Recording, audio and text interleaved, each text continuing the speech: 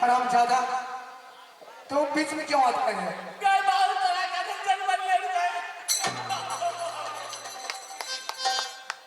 ओ बात ताली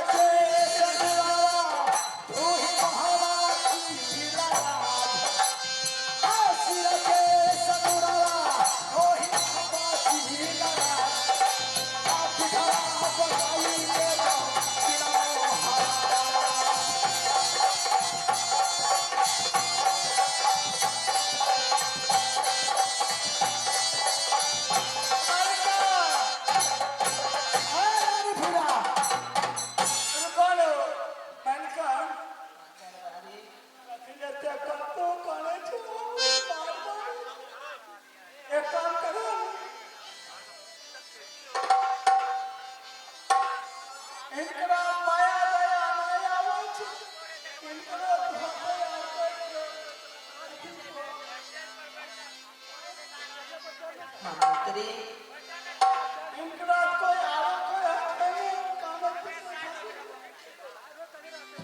मार मारे चलते महारानी हाँ स्वामी भलाई यही है, अपने मां का सिंदूर धो और मेरे सामने में तुम विधवा बनो।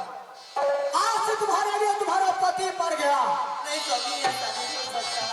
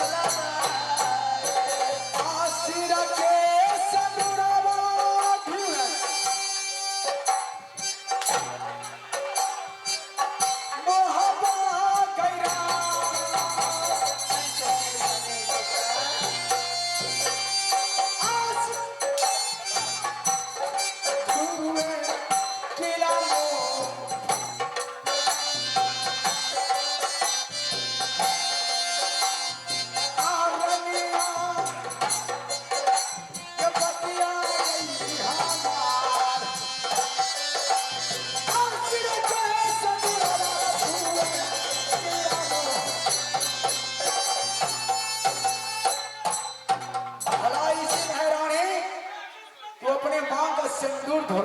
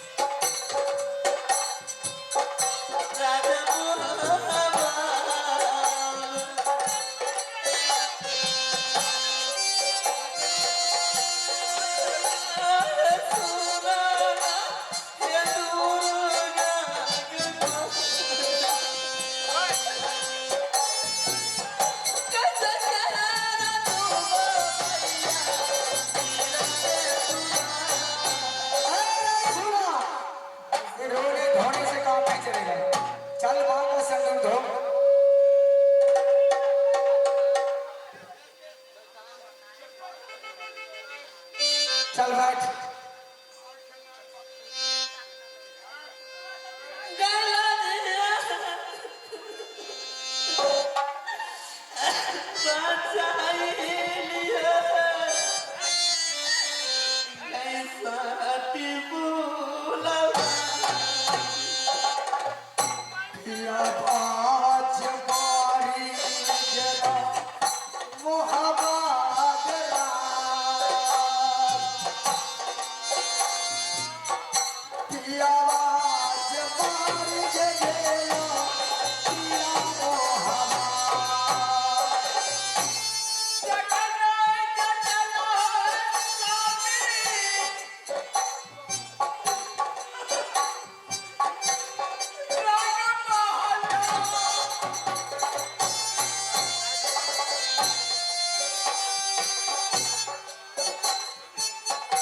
चल महारानी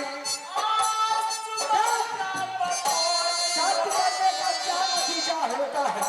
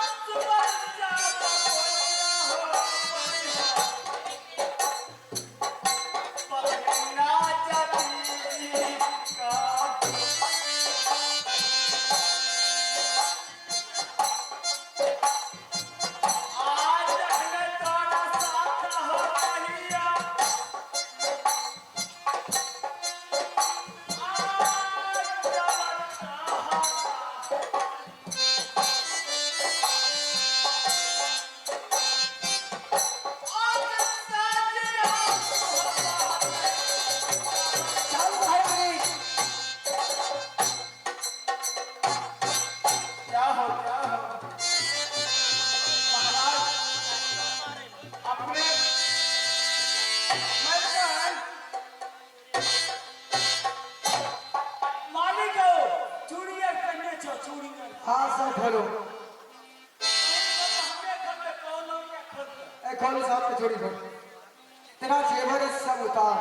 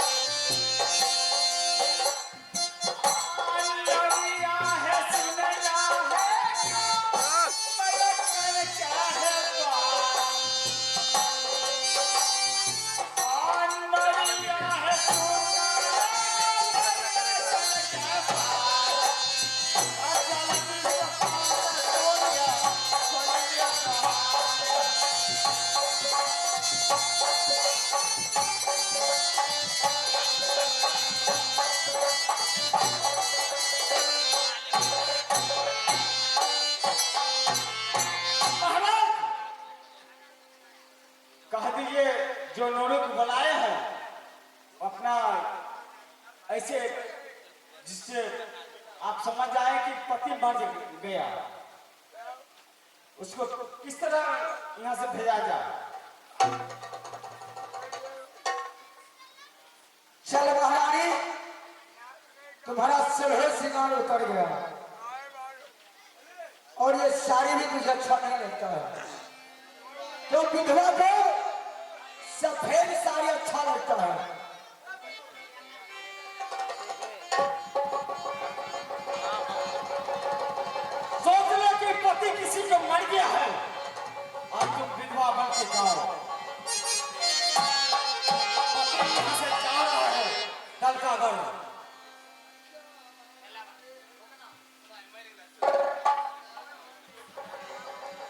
दल का अगर जो जाता है वो फिर वापस नहीं आता है।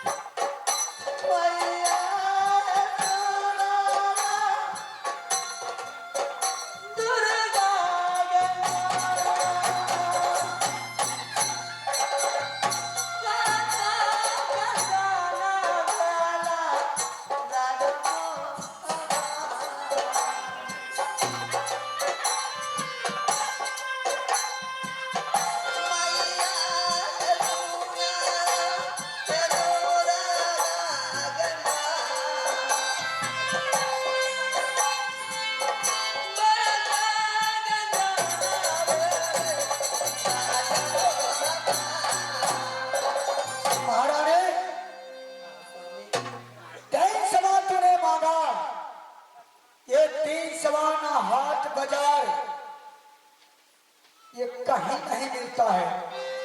ये काबरों की राजा ये 3 सवार नहीं मिलता है महारानी। कहाँ मिलता है समीना? ये 3 सवार कहाँ मिलता है जानती है? नहीं। ये 3 सवार दलकागढ़ में मिलता है। क्या दलकागढ़ में? जहाँ पर भी दलकागढ़ जाता है वो कदापि लौट करके नहीं आता है। इसीलिए महारानी मैं तुझे आज विधवा बना दिया,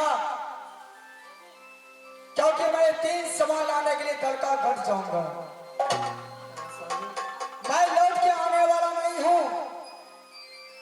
जो दलकागढ़ जाता है पांव का निशान मिलता है, लौटने का निशान नहीं मिलता है।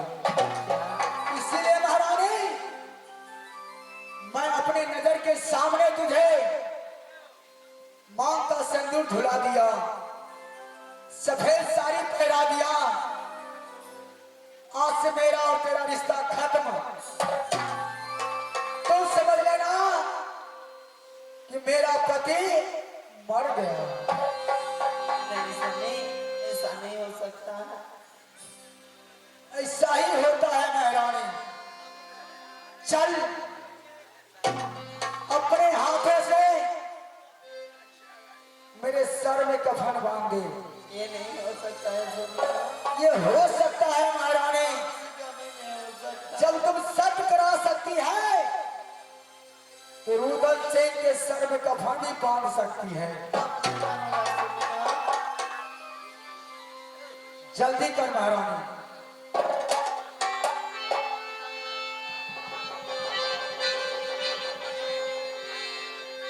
आज सर में कफाना बांध में ये अपनो पिया बात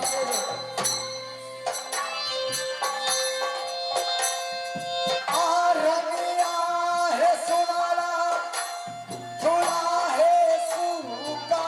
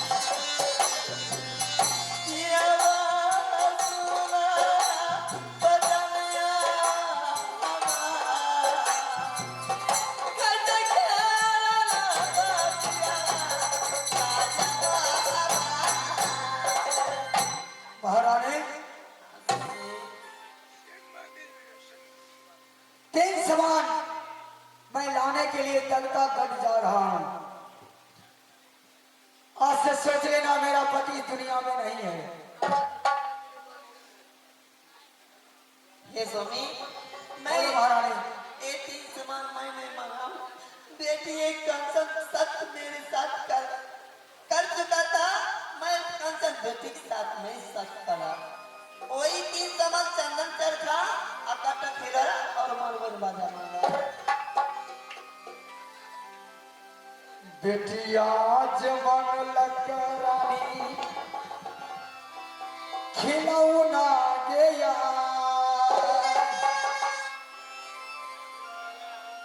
बेटिया जवान